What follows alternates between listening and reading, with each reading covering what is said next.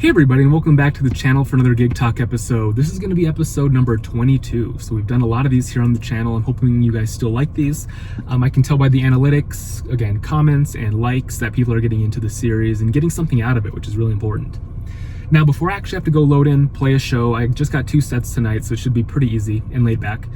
I did want to talk about something gigging related, and I know this might not pertain to everybody, but I did want to talk about more of the vocal side. Things like vocal recovery, things you should definitely do if you're not doing already, things you should consider that you might not have thought of, and just my personal experience. You know, I sing all the time, but I'm not an expert in it by any means. Over the years, I just kind of found things that work best for me, learn different things online, and I'm here to kind of share with you my experiences, and then just hoping that you take some of these things, use them, but also do some further research, see what works best for you, and see what maybe you should be doing to help elevate you if you are singing and playing as a performer, or just singing and playing casually at home, practicing your guitar, which will lead me to my very first thing, which I think everybody should be doing no matter what, and that's going to be vocal warm-ups.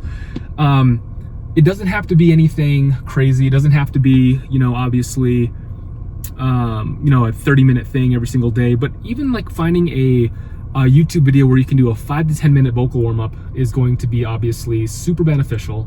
I'll link 2 down below that I really like a lot and that I've kind of morphed into my own vocal warm-up over the years, that I started to do years ago, early on when I first started playing. So down in the description, I'm going to link 2 vocal warm-up YouTube videos that I highly recommend. Again, this is just good to obviously warm up. You're going to be able to tell a difference once you're fully and truly warmed up. It's kind of like when you start singing and playing at a show. It's like your first song or 2 songs, you know, it sounds good, but by song 3, 4, 5, it's like you hit that zone where you're good and you're warmed up. It's kind of like that. And in terms of long-term things, it's going to be all about protecting your voice, your vocal cords, just your voice in general. If your tendency is to play a bunch of songs and you play a lot of shows, or maybe you just sing and play every single day at, you know, at home. Let's just say you're singing and playing an hour a day every single day. It's still wear and tear. It's just like anything else. It's almost like going and working out, lifting weights, but not really warming up your muscles. It's unhealthy, obviously.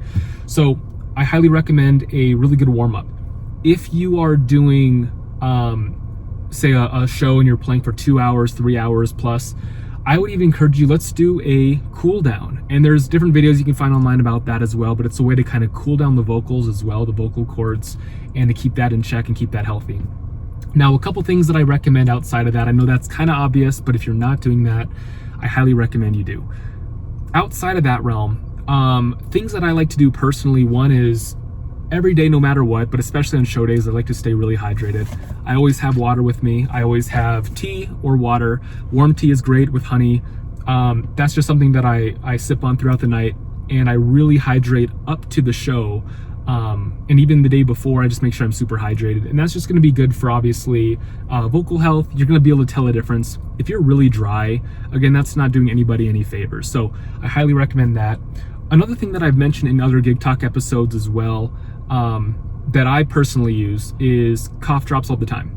So there's some days where I'll have 2 shows in one day, and I'm using my voice a lot, or there's some days, which is very common, where I teach, you know, 6, 7 students in a row, and then I got to go play a 2 or 3 hour show, and my voice is okay, but I'm trying to just keep it healthy and protected. So, you know, having a cough drop before the show, having a cough drop on break, just different times like that is good. I've noticed that it helps me a lot as well.